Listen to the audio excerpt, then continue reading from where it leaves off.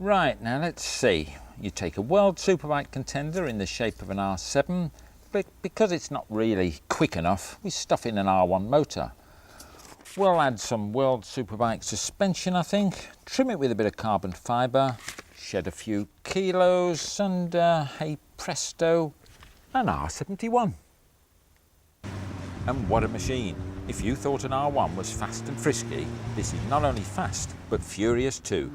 The QB Carbon R71 really is race-like, from the uncompromising riding position to the trigger-sharp performance. Neil Mackenzie or Noriyuki Haga could do wonders on this, but I can only wonder. It looks the business, it is the business, but why make it? We know the R7 is hard to come by, we know the engine is unsuited for the road, but what's so wrong with an R1? John Merrill is QB Carbon, so I asked him. Now John, I think it's probably fair to say that everyone knows QB better for carbon fibre bits for Ducatis, like your beautiful example over there. But why this swap to Yamaha? That's what I want to know. Well, my allegiance is still to Ducatis, but I felt that there's another allegiance to the public. And you're a keen race fan anyway, and so you've been following Yamaha generally, haven't you? And especially the R7? Yeah, we've been sponsoring Yamaha for 3 years now, and when the R1 came out, we felt what a bike, and the press told the public how good it was, and momentum picked up from there. And I went to the NEC last year, saw the R7 and just fell in love with it and thought, what a project to put together to tell to the public, but obviously couldn't get a hold of the bike, couldn't alter the bike, so looked at the next best thing was the R1, approached Yamaha if I could convert R1s into R7, if they would come along with me, and they said yes, as long as it was sold as a bike from a Yamaha dealer. So what did you do first, John? Did you start off with a standard R1? Yes, we purchased a brand new R1 because it got a fine pedigree. We then took it to Sponge and Engineering and got a fine pedigree of building special bikes. We then got hold of our R7 and we made a jig from it. So we got all the correct dimensions of the R7.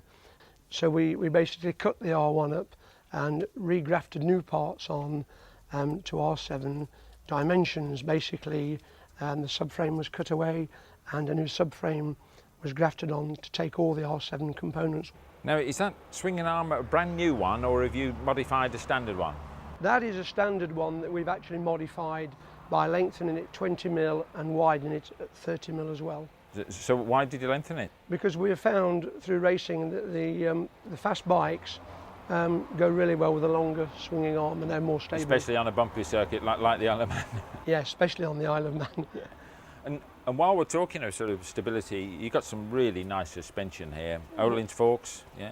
Yes, well, we use the Öhlins World Superbike forks 1999, incorporating multi-adjustable headstocks where you can alter the actual rake of the front forks.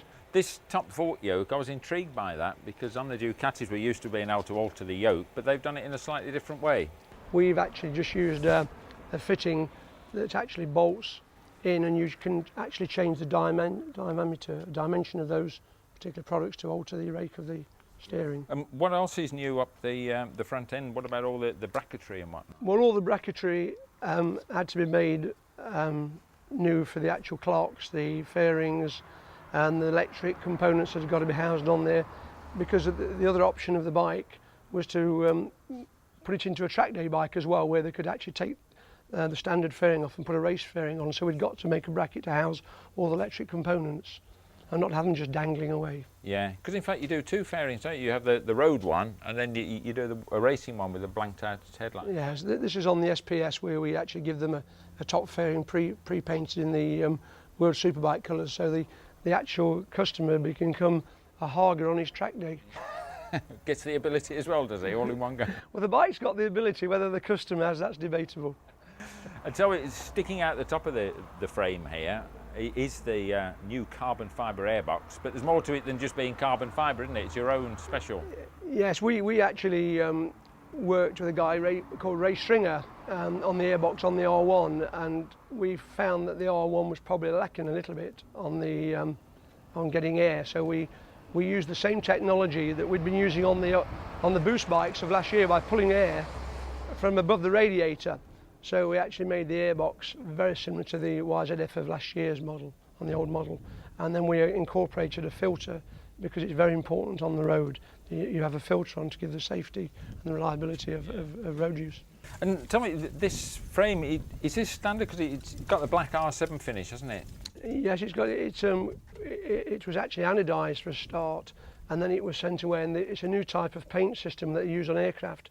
Very hard wearing, very flexible as well, so obviously take up any little movement in the bike so it doesn't crack and flake off. Another new technique that we've used on the actual bike. And on this one, anything done to the engine, John? Has it been tweaked or? No, because, I mean, the beauty of this project is, and other people have done similar projects, and because the bikes of the past have not had massive horsepowers, we felt with the R1 engine, a very, very good engine, and there was no need to incorporate in the ram air system. We're up to 150 brake horsepower, and we feel that is plenty. And if it has to go further, yes, we can actually alter the cylinder heads and put different cams in. And you do have a neat exhaust system on this, and that's your own as well, isn't it?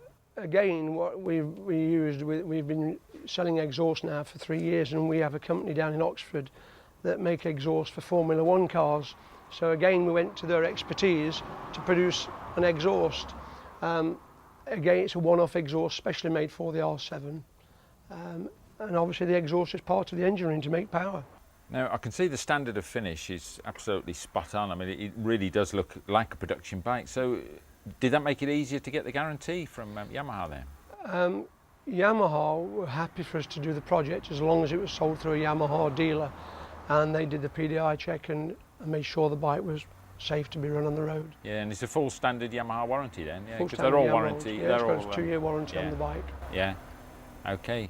And bottom line then, how much? Now you do 2 forms of these, don't you? Yes. So what can you have? What are you expected to pay? Well, the basic price is the R71 is £18,300, and that bike has the R7 Öhlins forks in. The SPS is at 20,300.